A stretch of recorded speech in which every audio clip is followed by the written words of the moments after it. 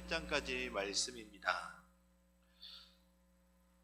먼저 5장입니다. 우리가 5장을 통해 적용해야 할 핵심적인 메시지는 바로 주님의 예수 그리스도의 승리의 방식입니다. 우리 주님은 일찍 죽임을 당하신 분이라고 5장에 보면 나옵니다. 예수님은 하나님이시기 때문에 고난을 뛰어넘어가실 수 있었습니다. 그러나 고난을 뛰어넘지 않으시고 고난을 피하지 않으시고 손수 고난에 직면하셨습니다. 주님은 고난에 직면하셨지만 패한 것이 아닌 승리를 위한, 그리고 사자가 되고 인대기에 합당하신 분이 되시기 위해 고난을 손수 직면하신 것입니다. 우리 5장 1절에서 4절을 함께 읽겠습니다. 내가 봄에 보좌에 앉으신 이의 오른손에 두루마리가 있으니 안팎으로 썼고 7인으로 봉인하였더라.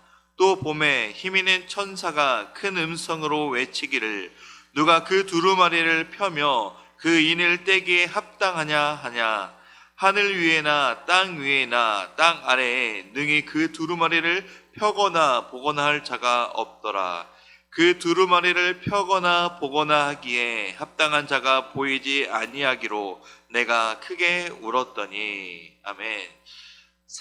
먼저 4장에서 천상의 예배를 맛본 요한은 이제 보좌에 앉으신 이를 바라봅니다. 보좌에 앉으신 이의 오른손에 인봉된, 안과 밖에 빼곡하게 기록된 두루마리를 가지고 계셨는데, 천사가 이 두루마리의 인을 뗄 사람이 하늘 위에나 땅 위에나 땅 아래에 펴거나 볼 자가 없다고 절망적인 선언을 합니다. 인봉된 책을 열기에 합당한 사람이 없다면 하나님의 백성들은 박해와 고난으로 어려워질 것이고, 또한 앞이 캄캄하여 숨이 막힐 것이 분명했기 때문에 낙담하게 될 성도들, 그리고 실망할 성도들의 모습이 떠오르자 세례 사도 요한의 그 눈물을 흘리는 모습을 볼 수가 있습니다. 그러나 장로 중 한 사람이 이 세례 사도 요한에게 울지 말라고 하며 인봉된 책을 열 수 있는 오직 한 분, 합당한 인물을 제시합니다. 바로 일찍 죽임 당한 것 같은 어린 양입니다. 이 어린 양이 보좌에 앉으신 이의 오른손에서 두루마리를 취합니다. 이것은 세상의 악을 처단하는 방식과 하나님의 방식은 확연히 다른 것을 보여줍니다. 세상은 힘으로, 총과 칼과 또는 물질에 의한 방식으로 악을 처단하는 방식을 사용하지만, 하나님은 십자가의 죽으심, 십자가의 연약함을 통해 이기는 것을 우리에게 알려주시는 것입니다. 세상을 사랑하며 섬기며 자기 생명을 내어주는 방식으로 세상을 이긴 것이 바로 하나님의 승리의 방식입니다. 이것은 바로 성도가 악을 대항하는 싸움의 원리이기도 합니다. 지는 것을 통해 이김을 얻는 방식, 세상의 방식이 아닌 하늘의 방식으로 이 땅을 우리는 살아가야 되는 것을 믿으시기 바랍니다. 6장입니다. 이 6장부터 그동안 인봉되었던 두루마리가 하나씩 열리면서 7인의 재앙을 시작으로 7나팔, 7대접의 재앙들이 펼쳐집니다. 그리고 뒤로 갈수록 점점 재앙의 강도가 강해집니다.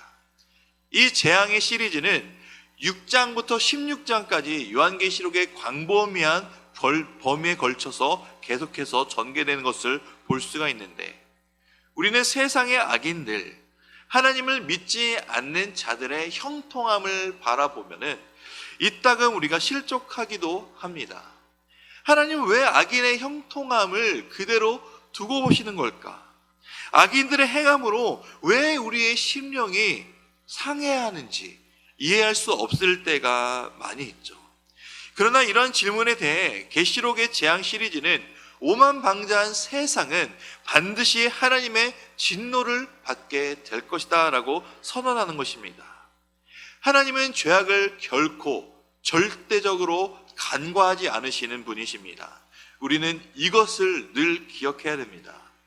인재앙에서 우리가 보아야 할 것은 단순한 재앙만이 아닌 그 재앙 속에서 주는 위로와 소망도 우리는 바라보아야 합니다.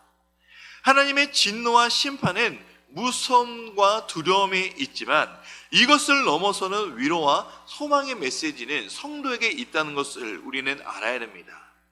재앙이 말하는 내용도 그 안을 잘 들여다보면은 재앙을 조절하시는 하나님의 섬세한 배려가 있음을 볼 수 있습니다.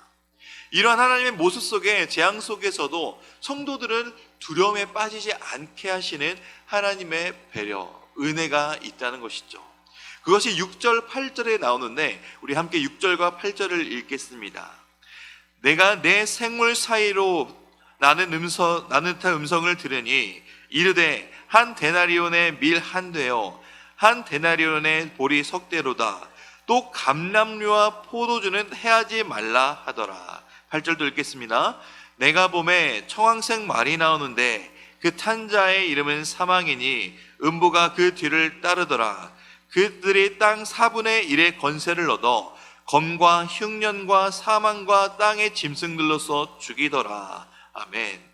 6절 말씀에 보시면은 하나님께서는 진노 중에서도 긍휼을 잃지 않으시는 하나님을 볼 수가 있는데 그것은 하나님께서 남겨두신다는 것이죠.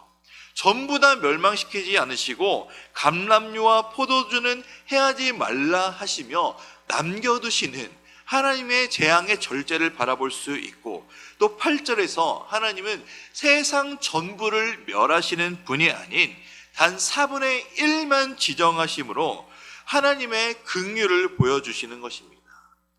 세상에서 적을 없애기 위해서 어떻게 하나요?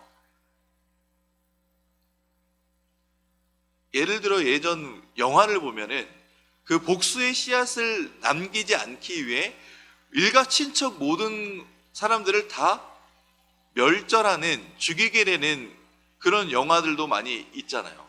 이런 것처럼 세상들은 이 자기의 적을 없애기 위해서 혹시나 모를 복수의 씨앗을 남겨두지 않기 위해 긍휼을 베풀지 않고 자비도 없이 모든 것을 싸그리 없애버립니다. 그러나 하나님은 재앙 중에서도 심판 중에서도 하나님의 그 자비하심을 남겨두시는 것을 기뻐하시는 분이심을 우리는 기억해야 됩니다. 예레미야가 3장 22절 말씀에도 이렇게 나와 있죠. 여호와의 인자하심과 긍휼이 무궁하심으로 우리가 진멸되지 아니함이니이다. 하나님의 진노와 그 심판 중에서도 우리가 위로를 얻을 수 있는 것은 하나님은 남겨두시고 또 긍휼을 베푸시는 하나님이심을 우리는 기억해야 됩니다. 7장입니다. 7장은 유명한 이단 사이비 종교인 신천지가 이 14만 4천 명만 천국에 들어갈 수 있다는 교리를 가지고 포교했던 것으로 유명하죠. 14만 4천 명.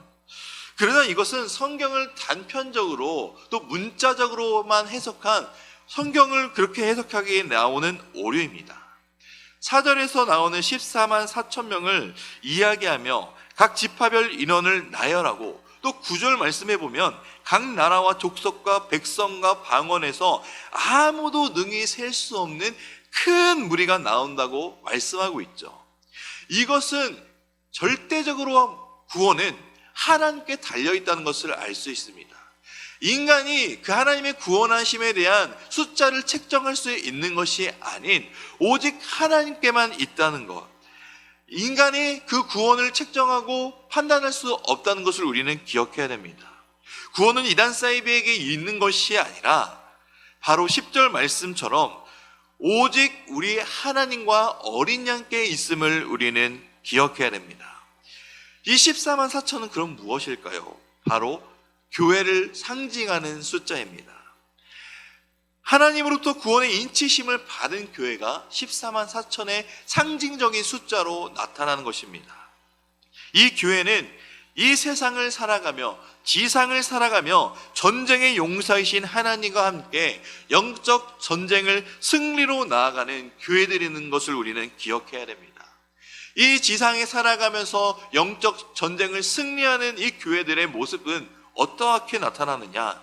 바로 9절부터 17절의 모습을 보면 알 수 있습니다. 이 말씀을 보면은 하늘에 속한 승리한 무리들의 광경이 나옵니다.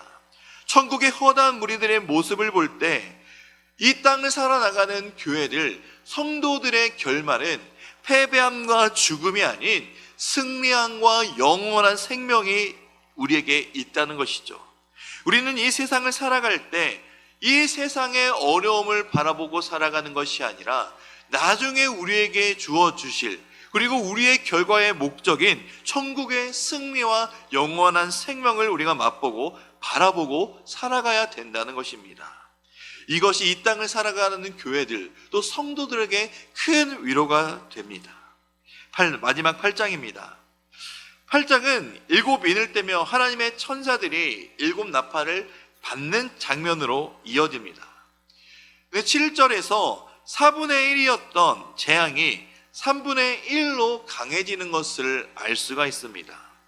이 7나팔을 받을 때 또 다른 천사가 금향료를 가지고 많은 향을 받았는데 이것은 무엇이냐 말씀하시면 바로 성도의 기도라 밝히고 있습니다.